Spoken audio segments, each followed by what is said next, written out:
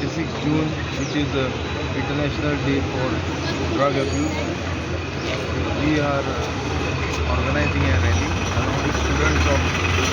BS College, Honda and BTL School. This rally is organized basically to create an awareness among the society and the students